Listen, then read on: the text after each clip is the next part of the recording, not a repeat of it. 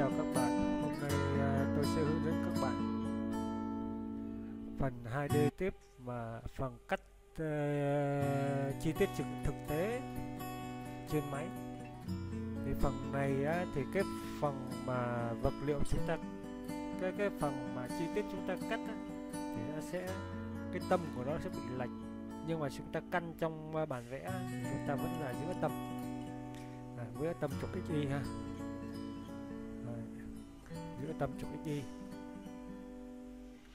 Đó, cái phần tôi cắt là cái phần trong cái phần hình vuông này 295 596 này. Rồi bây giờ tôi sẽ chuyển sang DXF, rồi sẽ qua bên ArtCam.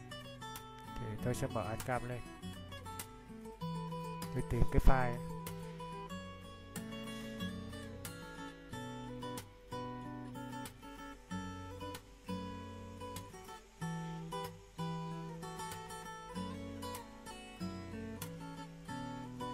Rồi tôi mở file lên. Ok, chúng ta kiểm tra lại. Khi mà chúng ta mở cái này, chúng ta nên nhớ là nên luôn luôn kiểm tra cái những cái phần này ha. Phần lệch tâm này thực tế ra nó chỉ là lệch cái lỗ thôi, chứ còn một cái tâm trục XY nó vẫn là nằm giữa ha.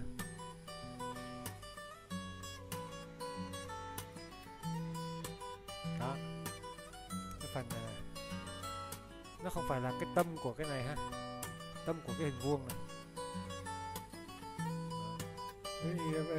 Tâm của hình vuông nó sẽ như này. Thường mà chúng ta chạy CNC là chúng ta lấy tâm của cái hình vuông nó nằm giữa đây, chia cái này ra rồi cái lấy dấu nằm giữa đây. Đấy, nhưng mà đối với cái này thì tâm nó lại nằm ở đây. Các bạn để ý nha. Đó, chúng ta căn theo cái trục không rồi nè. Đó, nằm giữa ngay đường tròn ha.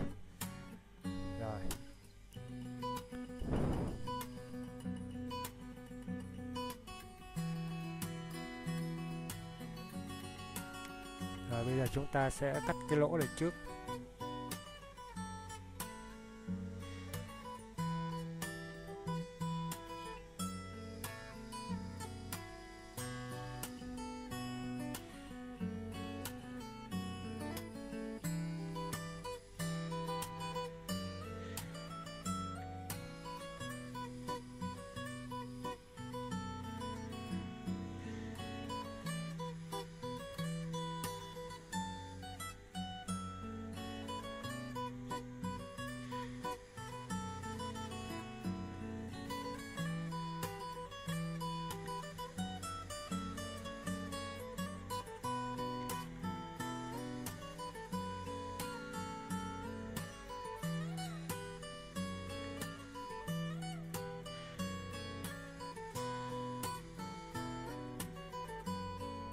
Rồi, do tôi định dạng là cắt phía trong, thành ra cái phần mũi này nó sẽ đi vào trong. Đó, phần mũi nó đi vào trong ha. Tiếp tục.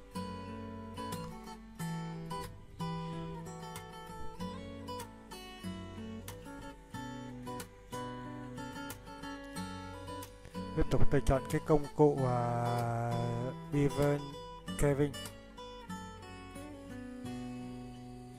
Sâu ở đây thì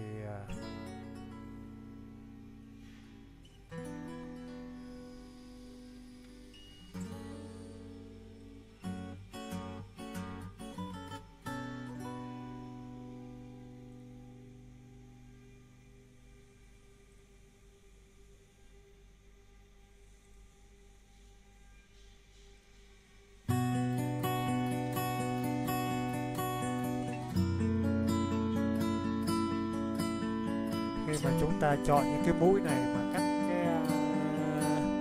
cắt lỗ thì chúng ta nên chọn cái bước độ sâu đi xuống chậm thôi. Thứ nhất là nó vừa mịn, nó vừa mịn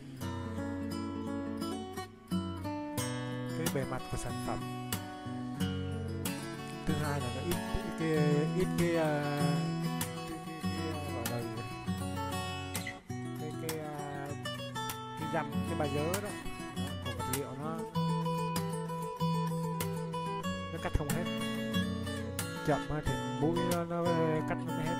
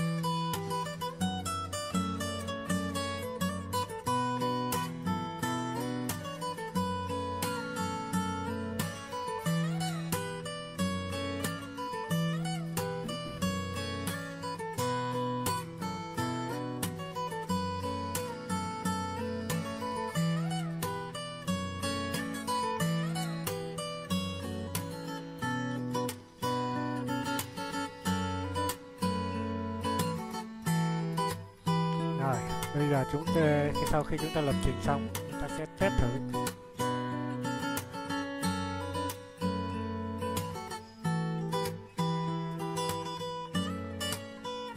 Ok, sau khi test thử thì nó cắt nó chính xác như vậy rồi, theo cái ý chúng ta đã lập trình. Thì khi mà đánh như vậy mà cái phần trong nó lõm, chúng ta cắt phần nào thì ta lấy tâm phần đó ha. Ví dụ như chúng ta cắt cái phần lỗ này, thì chúng ta lấy tâm của mũi ở ngay tại đây, cái độ cao của mũi ở ngay tại đây luôn. Sau khi ta lấy độ cao xong, chúng ta cắt hết cái phần này, cái phần cắt lỗ vào cái phần vát này, xong tới đến khi mà chúng ta thay mũi để chúng ta cắt cái phần mà nó cao hơn là cái phần này, cái phần vào vòng ngoài này, ta lấy bằng ngay tại cái phần đây ha, lấy cái độ cao ở đây, để khi mà lấy độ cao ở đây thì mũi nó vẫn về vị trí trục XY này, thì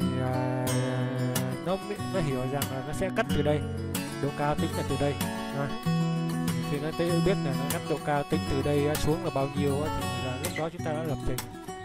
Ok, là cái phần cắt bên ngoài ha, và cắt đứt cũng vậy, cái phần cắt đứt 4 ly này cũng vậy. Cũng lấy cái độ cao của mũi nằm ở đây.